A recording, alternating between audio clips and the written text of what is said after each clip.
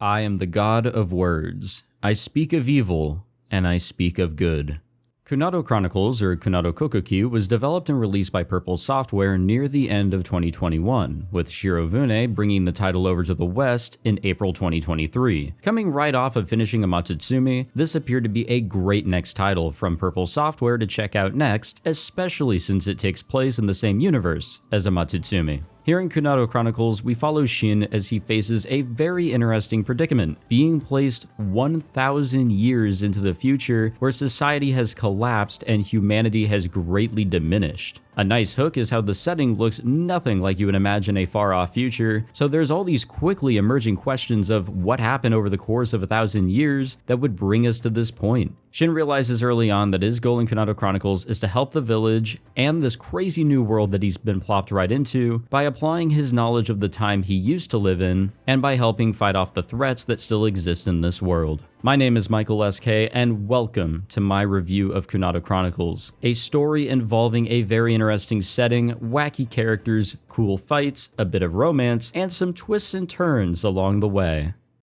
First off, let's talk about the plot of Kunado Chronicles so we all have an idea of what's going on here. Before awakening to this new world, Shin is placed before a mysterious woman in a very mysterious environment. The woman tells him that he must bring hope and happiness to the world he will awaken in, which aligns with his overall goal that I brought up earlier. She also mentions that he has the power of Kododama at his disposal, an ability that comes directly from Amatsutsumi. With Kododama, one can control the actions of another person through speech, and here in Kunado Chronicles, it is used in combat in the form of buffs and manipulation of the environment rather than just controlling people and getting information as seen in Amatsutsumi. Shin then awakens, with amnesia of course, to the world 1,000 years in the future and to the village of Kanto. He has a very peaceful meeting with the leader of Kanto and the main heroine of Kunado Chronicles, Haruhime. She gets Shin up to speed a bit with the world that he's been thrown into, explaining a bit of how different things are compared to the world that he's from. Citizens wear fox masks, people have powers deep within them, gender roles are reversed, cats are viewed as gods, there's a limit on how many people can coexist in Kanto, and many more interesting details are brought up. An important detail is what wiped out generations of human society, and that is the Tekki, metals, machines, and even AI wrapped up into a still unknown deadly force that targets and kills humans. The highest class of Tekki, the Kurokami, was recently defeated by the previous leader of Kanto and Haruhime's sister, Natsuhime.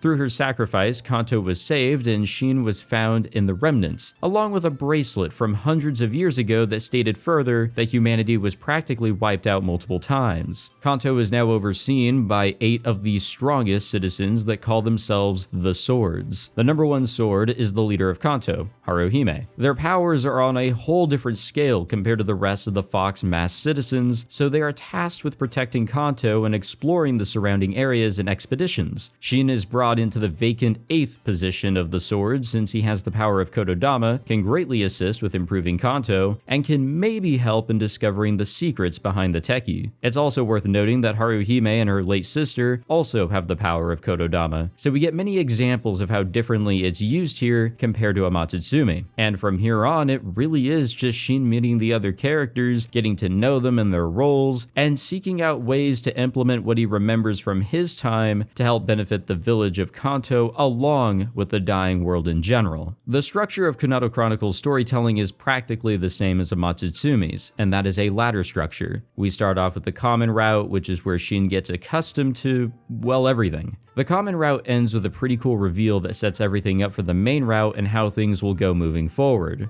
The main route is separated into 3 parts for the heroines that Shin will be spending his time with. First up is Yuri, who is stationed as Shin's guard. Their dynamic from the get-go is a bunch of fun, and there's a lot of great moments between these two for the first third or so of the game. Next up is Akane and Aoi, twins that occupy a position among the swords. These two are definitely something, and Shin thinks greatly of them from the get-go, especially with how strong the two of them are. And finally is Haruhime's part of the story, which leads to the true end of the game. and while the focus is directed towards these characters during their sections of the main route, there are other things going on and other characters are still absolutely present. It's also nice having it so after a character is done being focused on, their developments are 100% present going forward. What happens to Yuri in her section is permanent as we go focus on the twins, and whatever goes on in their section is permanent as we jump over to the true final direction of the game. And just like in a Natsuhime, I really like this system. But what I don't like is how the rest of the story is handled. Like I said, Shin is tasked with bringing in what he knows from his time to help benefit Kanto, making everyone happy and figuring out what's up with the Tekki. And I do think Shin comes up with some interesting ideas throughout the game. He establishes a classroom and even gets uniforms made for the swords, plus Yuri, to help teach his peers all of what he knows. Stuff like establishing an economy, setting up surnames, bringing the idea of marriage in, and so much more are explained by Shin to the rest of the swords and Yuri to help better and unify Kanto. All the while, there are the focus stories for each of the heroines as we climb that ladder, and emerging questions to keep in mind regarding Haruhime and Shin as we approach that final section of the main route. Throw all of this together, and unfortunately the result just isn't great. To keep it simple, we jump around way too goddamn much for how much time and explaining all these details end up getting. It leads to interesting stuff getting pushed off to the side or completely abandoned, along with everything just appearing to be messy, while we go back to focusing on a heroine. I will admit that the common route and even Yuri's section of the main route were pretty much fine. I also really liked what was going on in this early section of the main route, as well as what story was brought up in Yuri's personal route. Those were all done really well and are my personal highlights for Kunado Chronicles' story, which means that from my perspective, Kunado Chronicles just peaks too early. Ideas are tossed up in the air and then are sort of forgotten about while Shin focuses next on the twins and what they have going on in their part of the main route and in their own route. Plus, it's also super unfortunate how Haruhime's story is handled because the focus isn't really on her, but those closest to her. We get some cool reveals that lead to the climax of the overall story, and I low-key kinda saw some of the reveals coming from a mile away, but it sucks that everything has fallen flat beforehand. Personally, I think everything was handled as well as it could have been from the common introductory route and Yuri's content, with everything else in the story just not holding up, including the lead up to the wild conclusion. The structure of the story is straightforward and easy to get through, but the story itself is just unorganized and not fun to follow all the way to the end. While the story didn't live up to my expectations, I have to say that I did enjoy the characters for what they were. We'll start off with Yuri since I've talked about her enough already. She and Shin start off as opposites in the common route, but because she's supposed to act as a guard for him, they spend a lot of time together. The moments of these two together, especially while Shin is still learning what he can about Kanto, were absolutely fun to read. And yes, you do see her character develop through her section of the main route, as well as the dynamic of these two improve as time goes on. Again, big highlight here. Akane and Aoi are hard to really give an opinion on, as I like their characters, but they don't have too much individuality. They occupy one position of the swords, but it's a bit obvious that Akane, being the slightly older twin, is a bit more prominent. She wants to defeat and replace Haruhime as leader, and Aoi simply supports her completely. Their story was fun as it involved training Shin to become a stronger member among the swords, so we also got to see them in combat quite a bit. In terms of the fighting that takes place in Kunado Chronicles, these two easily take the cake because of how they work together with their powers of wind and lightning. Though in the end, there just isn't much development to get out of them, nor do we see too much of them individually. Haruhime was a character that I wanted to like so badly, but just couldn't care for her. Visually, she stands out from the other characters, and she's also very expressive, but still in that very familiar Purple Software way. And other than having a strong Kododama power and secrets to explore later, there really isn't much to get out of her. She comes off as a great leader multiple times, but also very childish in an insincere way. And when her time to shine in the final acts of the story came around, I just didn't feel anything for her. I'm sure there were plenty of opportunities to get closer to Haruhime throughout the overall story, along with all the others, but just like with the story, things just fell flat. It's super unfortunate, especially since she is the main heroine. Now on to the side characters. We've got a few in this one, which is nice to see since it does add life to the game. Fuyuhito, one of the members of the Swords and the brother of Haruhime and Natsuhime, has got to be one of my favorites among the supporting cast. He's not always around, but it is nice to come across a bro in this absolute harem here and there. Plus, he apparently can't defeat the Tekki as his skills are more suited for killing people. A very interesting contrast to the rest of the cast. Tsubame is another sword and she is the main healer for all of Kanto. Her abilities rely on her blood, so she's usually tired and bandaged. She's a calm soul among the rowdy main characters. The professor is barely seen at all in the story, but she plays an important role in researching technology that goes as far back as Shin's time. Some is the tailor in the crafting district of Kanto who is pregnant early on. Her being pregnant actually informs us of how there is a limit on the amount of people who can live in Kanto. Plus, she does make the clothes through Shin's blueprints, so I'll say that she's pretty dang cool. And finally, you. An AI that accompanies Shin throughout the bulk of the story that's hidden within the bracelet that he was found with the remnants of the Kurokami. I like you and how snarky she can end up being for an AI. It's actually another fun dynamic. Finally, there is our main character Shin, and I actually don't have much to say on him. He doesn't stand out or show noticeable improvements compared to the main character in Natsuhime. He's just kind of there, being helpful and flirtatious throughout the game. Sure, he learns more about what's going on around him, and yeah, you can say that he's going to technically grow since we're given a blank slate with him through his amnesia, but I just never saw much of him worth noting. He isn't a bad main character, but he wasn't a good one. Pretty neutral. Now, I wouldn't be surprised if this setting is a favorite among the bulk of people that pick up Kunado Chronicles. The scenes that show off the village entirely and even the various districts are beautiful, as Purple Software backgrounds tend to be, but yeah, it's a really crazy future setting to behold. I guess when machines and metals are your enemy, you really have to go back to a simpler time, which works well enough here with how much modern advancements were actually lost over time. For many, including myself, this sort of setting is a breath of fresh air, especially compared to the high school settings that a lot of stories use. I also just want to mention that the music is very fitting for this title. You take one look at this setting and you can imagine the type of music that would fit, and that's pretty much what we got here. It's in theme, and there are a few tracks that are nice to listen to, with also a few just sounding uninspired and annoying. The rest are pretty average, so in comparison to Amatsutsumi, I would say the overall soundtrack doesn't stand out too much, which is good and bad when you think about it. This visual novel has fights, and you know what?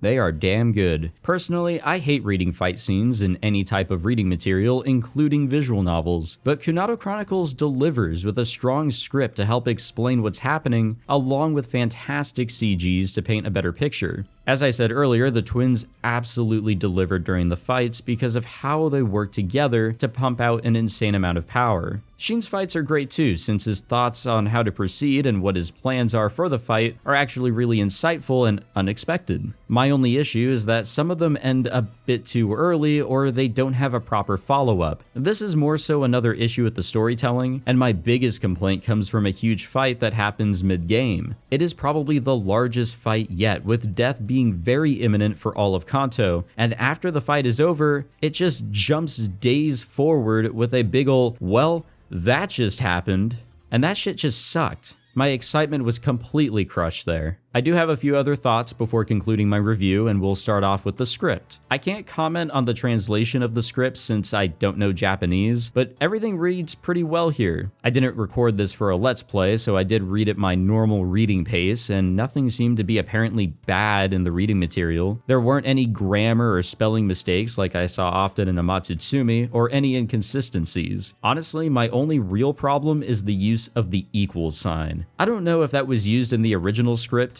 but the equals sign is used way too damn often for situations that don't properly call for it. It's not that big of a deal, so with that being my only gripe, this should equal Kunado Chronicles being a pretty alright reading experience. Oh yeah, and there are a few instances late game where there are some blurbs that just are not translated at all. Stuff will pop up briefly on screen, and unless you do know Japanese or have the time to whip out your phone to scan it, well, you have no idea what that will say. I know some of you are shaking with anticipation to hear about the age scenes, and boy oh boy, do they just suck in this one. The very first H scene isn't even real. Now, I can't explain it without spoilers, but it doesn't even actually happen. It really felt like filler, and so do a lot of them here. I'm obviously biased towards Yuri, but I would say her H scenes were the only ones I thought that were okay, and one of them was barely an H scene. The ones with the twins were straight up awkward, but I guess they had a purpose, maybe? And the rest just felt unnecessary. H-scene fanatics, I'm sorry, but you will be disappointed here. The art is great, but the scenes and their involvement in the story sucks. Amatsutsumi had better H-scenes in my opinion, and more were important for the plot, but I will say that at least Kunado Chronicles doesn't have H-scenes that would take up to a couple hours to fully read just one. I hate that I feel it's necessary to include this part, but there are missing qualities from the original Japanese version of Kunado Chronicles, as well as an array of problems that I ran into multiple times.